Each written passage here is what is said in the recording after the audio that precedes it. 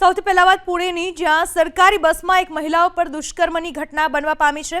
Police સ્ટેશનથી માત્ર 100 metre દૂર પાર્કિંગમાં આ ઘટના બની। પુણેના વ્યસ્ત સવારગેટ બસ સ્ટેન્ડમાં પાર્ક બસમાં દુષ્કર્મ થયું। સીસીટીવી ફૂટેજમાં આરોપી કેદ। પોલીસે શરૂ કરી શોધખોળ। ઘટનાને પગલે ડેપો મેનેજર, ટ્રાફિક કંટ્રોલર સહિત 23 સુરક્ષા ગાર્ડ સસ્પેન્ડ। પરિવહન મંત્રી પ્રતાપ સરનાયકે તમામના સસ્પેન્શનના આદેશ કરી દીધા છે। જે આખી ઘટના બનવા પામી છે પુણેની આ ઘટના છે, જ્યાં બસની અંદર મહિલા પર દુષ્કર્મ આચરવામાં આવ્યું। પોલીસ સ્ટેશનથી માત્ર 100 મીટર દૂર પાર્કિંગની અંદર આ ઘટના બનવા પામી છે।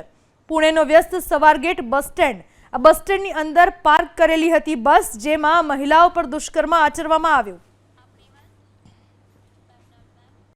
સૌથી પહેલા વાત પુણેની, જ્યાં સરકારી બસમાં એક મહિલાઓ પર દુષ્કર્મની ઘટના બનવા પામી છે। પોલીસ સ્ટેશનથી માત્ર 100 મીટર દૂર પાર્કિંગમાં આ ઘટના બની। પુણેના વ્યસ્ત સવારગેટ બસ સ્ટેન્ડમાં પાર્ક બસમાં દુષ્કર્મ થયું।